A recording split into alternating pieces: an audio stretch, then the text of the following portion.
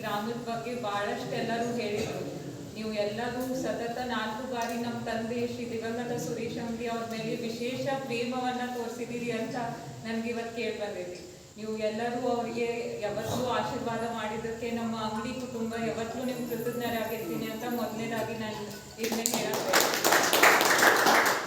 ಈ ಬರೋ 7ನೇ ತಾರೀಕು ಮೇ 7ನೇ ತಾರೀಕಿಗೆ ನಾವು ಒಂದು ದೊಡ್ಡ ಚುನಾವಣೆಯನ್ನ ಎದುರಿಸ್ತಾ ಇದ್ದೀವಿ. ನಿಮ್ಗೆಲ್ಲರಿಗೂ ಗೊತ್ತಿರ್ಬೋದು, ಇದು ರಾಷ್ಟ್ರದ ಚುನಾವಣೆ, ರಾಷ್ಟ್ರದ ಹಿತಕ್ಕಾಗಿ ಮಾಡುವಂತ ಚುನಾವಣೆ.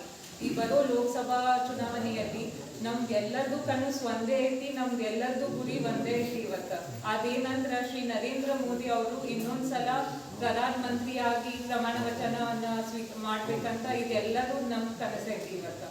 ಅದಕ್ಕಾಗಿ ದಯವಿಟ್ಟು ನೀವು ಎಲ್ಲರೂ ಈ ಬರುವಂತ ದಿನಗಳಲ್ಲಿ ಇನ್ನು ಭಾಳ ದಿವಸ ಉಳಿದಿಲ್ಲ, ಇನ್ನು ಕೇವಲ 20 ದಿವಸ ಅಷ್ಟೇ ಉಳಿದೈತಿ. ದಯವಿಟ್ಟು ನೀವು ಎಲ್ಲರೂ ನಿಮ್ಮ ಮನೆಯಲ್ಲಿ ನಿಮ್ಮ ಹೆಣ್ಮಕ್ಳಿಗೆ, ನಿಮ್ಮ ಮಕ್ಕಳಿಗೆ ತಿಳಿಸಿ ಹೇಳಿ. ಮೋದಿ, ನೀವು ಎಲ್ಲರೂ ಇಲ್ಲಿ ಸೇರಿದವರು ಪ್ರಜ್ಞಾವಂತರಿದ್ದೀರಿ. ಮೋದಿ ಅವ್ರು ಏನೇನು ಕೆಲಸ ಮಾಡಿದಾರಂತ ಪ್ರತಿಯೊಬ್ಬರಿಗೂ ನಿಮಗೆ ಗೊತ್ತೈತಿ.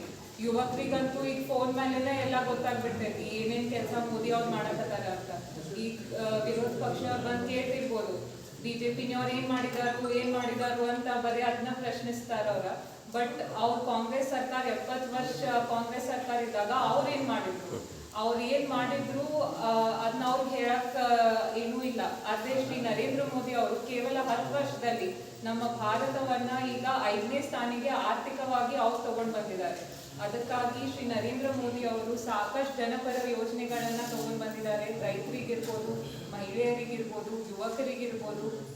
ಆಮೇಲೆ ಪ್ರತಿಯೊಂದು ಗ್ರಾಮದಲ್ಲಿ ಕುಡಿಯುವ ನೀರಿನ ವ್ಯವಸ್ಥೆ ಇರ್ಬೋದು, ಜಲ್ ಜೀವನ್ ಮಿಷನ್ ಅಡಿಯಲ್ಲಿ ಆ ಕುಡಿಯುವ ನೀರಿನ ವ್ಯವಸ್ಥೆಯನ್ನ ಕೂಡ ಇವತ್ತು ಶ್ರೀ ನರೇಂದ್ರ ಮೋದಿ ಅವರು ಮಾಡಿಕೊಟ್ಟಿದ್ದಾರೆ.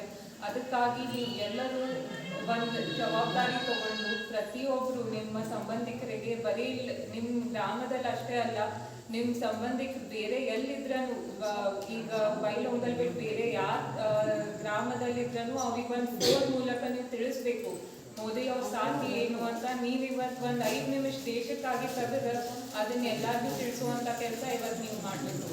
ಈಗ ಸುರೇಶ್ ಅಂಗಡಿ ಅವರಂತಿ ಸಾಕಷ್ಟು ಕೆಲಸಗಳನ್ನ ಮಾಡಿಕೊಟ್ಟಿದ್ದಾರೆ. ಶ್ರೀಮತಿ ಮಂಗಳಾ ಅಂಗಡಿ ಅವರು ಈ ಗುಡಿಗೆ 5 ಲಕ್ಷವನ್ನ ಅನುದಾನ ಕೊಟ್ಟಿದ್ದಾರೆ ಅಂತ ನನಗೆ ಇವತ್ತು ಗುರುಪಾತಳ್ಳಿ ಸರ್ ಹೇಳಿದ್ರು. ಇನ್ನೂ ಈಗ ಜಗದೀಶ್ ಶೆಟ್ಟರ್ ಅವ್ರ ಬಂದ್ ನನಗೂ ಕೂಡ ನಿಮ್ಮ ಗ್ರಾಮಕ್ಕೆ ಏನೇನು ಅನುಕೂಲತೆ ಬೇಕು, ಅದು ಸಮುದಾಯ ಭವನ್ಗಿರ್ಲಿ, ಗುಡಿಗಳಿಗಿರ್ಲಿ, ರಸ್ತೆಗಳಿಗಿರ್ಲಿ, ಆ ಜವಾಬ್ದಾರಿ ನಾ ತಗೊಂಡು ಅದನ್ನ ನಿಮ್ ಕೆಲಸ ಮಾಡಿಸ್ಕೊಡ್ತೀನಿ ಅಂತ ನಾನು ಇವತ್ತು ಹೇಳ್ತೀನಿ.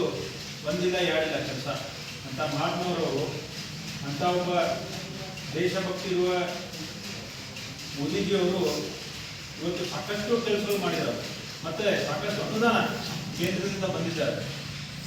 ಮುಂಚೆ ಜಮ್ಮು ಕಾಶ್ಮೀರಲ್ಲಿ ನಮ್ಮ ಸೈನಿಕರಿಗೆ ಕಲ್ಲು ಹೋಗಿದ್ದರು ಅಂತ ಒಂದು ದುಸ್ಥಿತಿ ಇರ್ತದೆ.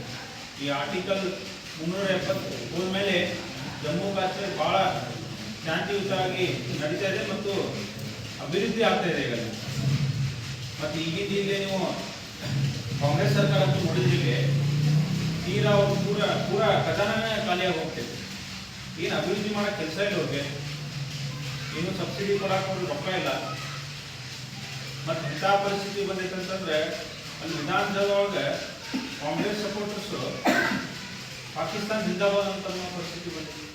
ಇಂಥವ್ರು ಬೇಕು ನಮಗೆ. ಅದಕ್ಕೆ ದೇಶದ ಸುಭದ್ರತೆಗೆ ಮತ್ತು ನಮ್ಮ ದೇಶವನ್ನು ವಿಶ್ವಗುರು ಮಾಡಲಿಕ್ಕೆ ಏಕೈಕ ನಾಯಕ ಯಾರಾದಿದ್ರೆ ಅದು ಸನ್ಮಾನ್ಯ ಶ್ರೀ ನರೇಂದ್ರ ಮೋದಿಜಿಯವರು. ಅದಕ್ಕೆ ಬರುವ 7ನೇ ತಾರೀಕು ನೀವೆಲ್ಲರೂ ಪ್ರಜ್ಞಾವಂತರಿದ್ದೀರಿ. ನರೇಂದ್ರ ಮೋದಿಜಿಯವ್ರ ಬಗ್ಗೆ ಕಾಂಗ್ರೆಸ್ ಅವರಿಗಾಯಿತು ವಿರೋಧಿಗಳಿಗೆ ಏನೂ ಹೇಳಿಕ್ಕಿಲ್ಲ, ಅವ್ರ ವಿರುದ್ಧ ಏನೂ ಹೇಳಿಕ್ಕಿಲ್ಲ. ಅದಕ್ಕೆ ಏನು ಹೇಳ್ತಾರೆ ಅಂತಂದ್ರೆ ಇಲ್ಪ ಇವ್ರು ಬೇರೆ ಜಾತಿಯವರು, ಇಲ್ಪ ಇವ್ರು ಹೊರಗಿನವರು, ಅದಕ್ಕೆ ಅವು ಯಾವತ್ತೂ ನೀವು ತಪ್ಪದಾರಿ ನಿಮ್ಗೆ ತಪ್ಪಿಸ್ಲಕ್ಕೆ ಟ್ರೈ ಮಾಡ್ತಾರೆ ಅವರು.